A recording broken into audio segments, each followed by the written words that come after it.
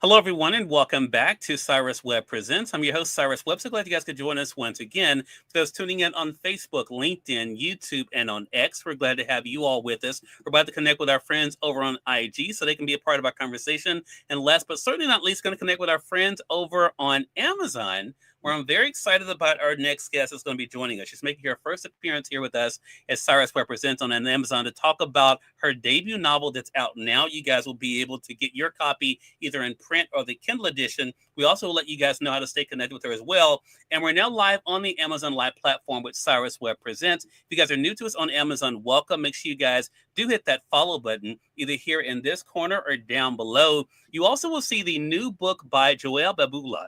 So the new book is called Infidelity Rules. You guys can see it there both in print as well as the Kindle edition as well. For those of you who are tuning in on Facebook, LinkedIn, and YouTube, you'll see a link that will bring you guys over to Amazon to get your own copy of it. We're going to talk to Joelle not only about the book, but also what it's been like for her to share the story with the world. Also, this writing journey for her as well. Joelle, thank you so much for the time. Really appreciate it.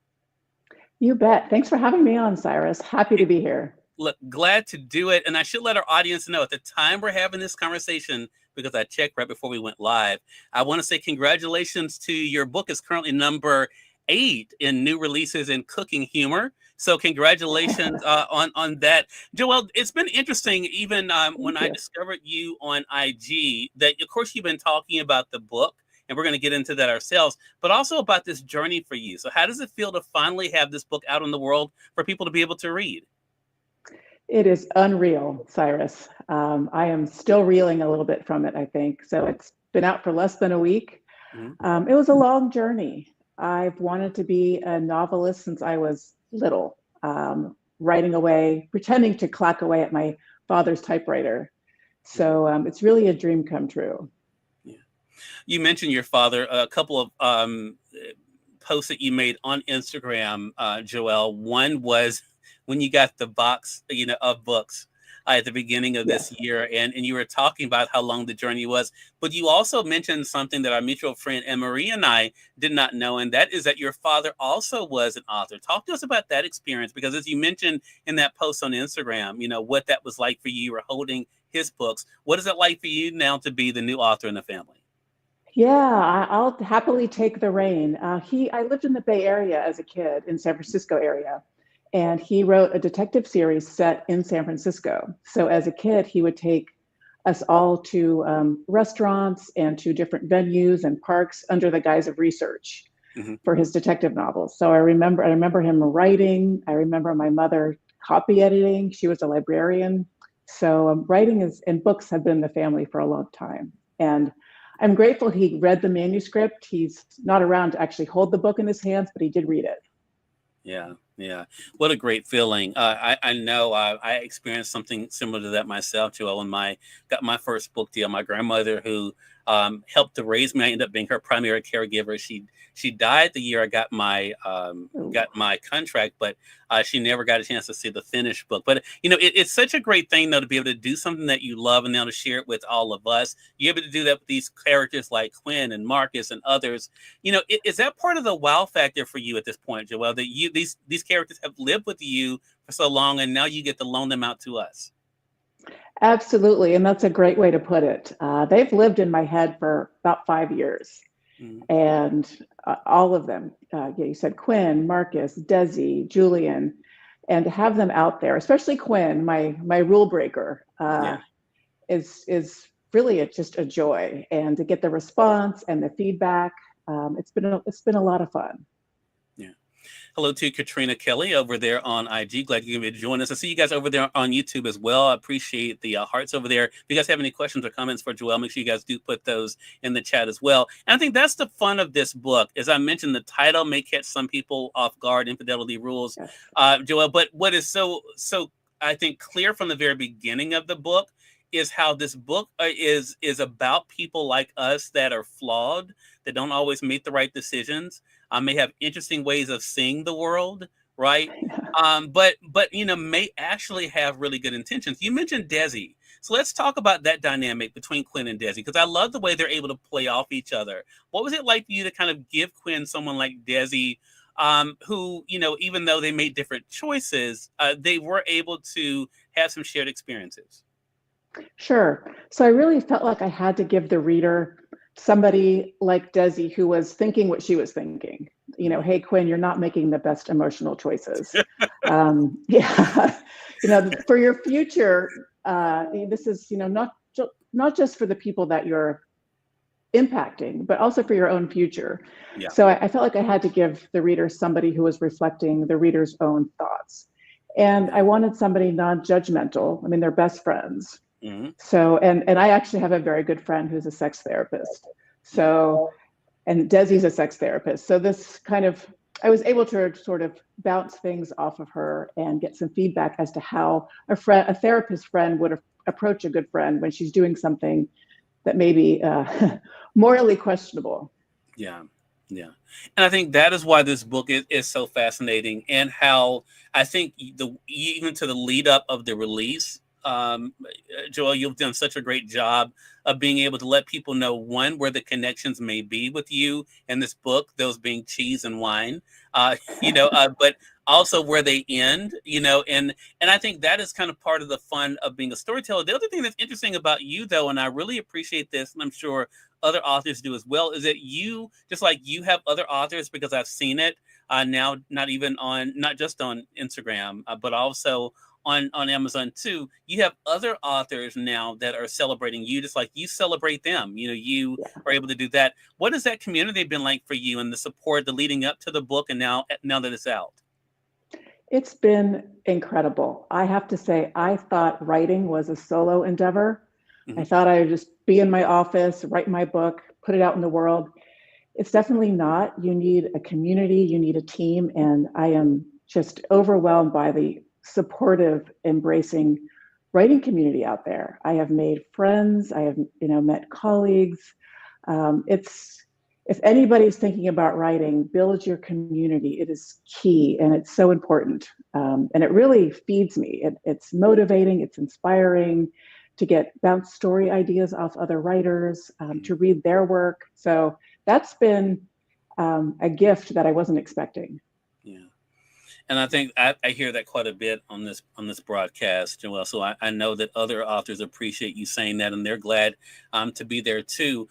Going back to Infidelity Rules, we talked about Quinn and even Desi. I want to talk about Marcus for a moment, because I Sure. think us guys will appreciate Marcus, because typically in a lot of these books, Joelle, the guy is normally the bad person, but I love the fact that you've made him well-rounded. You've made him someone that is relatable. Talk to us about what that was like. Did you find that to be one of the exciting things, or was that one of the interesting components of creating someone that would kind of be there with Quinn? Yeah, that was fun to dive into creating a male character. Marcus is like an amalgamation of all the great things about every guy I've ever dated, including my fabulous husband, without any of the negative things. I wanted to create this almost larger than life character. And he was just fun. He was fun to write. I love playing him off of Quinn. And it was my first try at really writing a male kind of secondary lead character. And he was fun. Yeah. I think, what's so interesting, and again, going back to some of the videos you've made, because I love the fact that even before people started reading it, they kind of are able to say, okay, this is not about her. This is something that is fun, something that is enjoyable. Did you know? I'm bringing that up because I think I've talked to some authors, and you may have experienced this in some form or fashion yourself, that have a love-hate relationship with social media. Have you found it, though, to be a great way of kind of getting us ready for Infidelity Rules, but also in staying in connection with your readers too? Yes. I mean, I wasn't prepared for the ultimate taskmaster that social media is.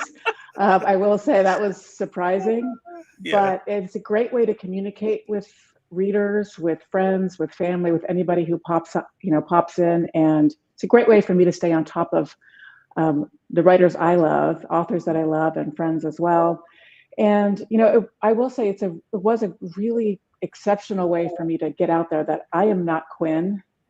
I am happily married and have been for 22 years. The book really isn't about infidelity. Yeah. I know it's in the title. Yeah. It's about a rule breaker. Yeah. But who figures it out in the end. But it also really is about food and wine. That's one of my big passions, and the book definitely explores that a lot. I want to talk. I want to talk around something with you, Joelle, because I think I'm so glad you said that. And I think the other thing is that the book, it helps us to understand how Quinn got here too, and kind of what helps Quinn along the way. I think a lot, and again, I'll talk broadly when I say this. I think a lot of times when we think about the choices that any of us make, right, there's always a reason, whether we're doing it as a defense mechanism, whether we're doing it as a way of protecting ourselves. I thought about all of that when I was thinking about Quinn and kind of how she approached the world. Was that kind of what went into the making of the character for you too? Yes, she wanted this carefully curated world where she completely protected her heart. I think we've all experienced this soul-crushing heartbreak and tiptoeing back into romance. And that's what Quinn's doing. And she decided to figure out a way, so she thinks, of keeping herself from ever falling in love, but still getting some of the romance. Like, she wants to be in this perpetual state of a new crush. She just wants that mind-blowing infatuation over and over and over again. Not the right way to go. And obviously it crashes and burns for her. But yeah, that was the impetus behind her rules and her choices, is really a different type of protective mechanism. Yeah. And I think that's one of the cool things.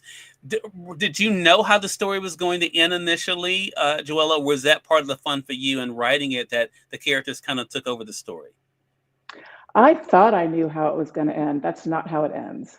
Okay. So the characters absolutely took over the story. I would tell my husband this. I would come in and sit down and write, and the characters would actually kind of guide me.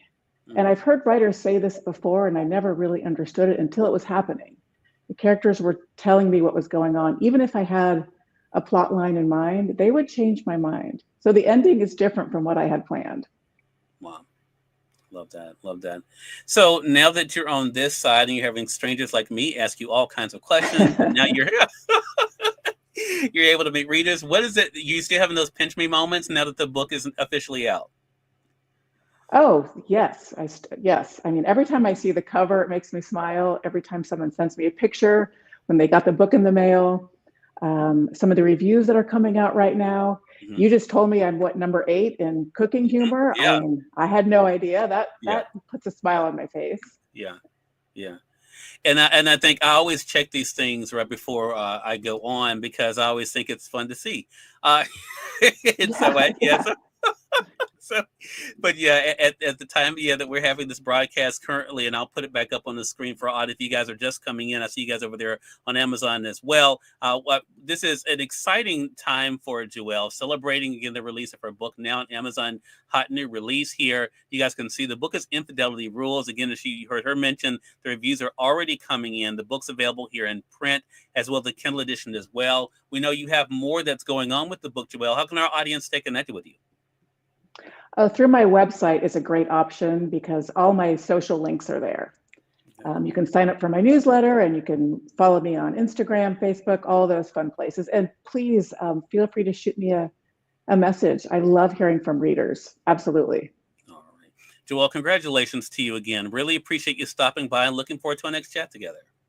Thank you, Cyrus. This was so much fun. You made it easy. Well, thank you. I appreciate that. And we thank your audience for tuning in. Another great segment of Cyrus Webb Presents. Until next time, you all make it a great one. We'll talk to you soon. Take care.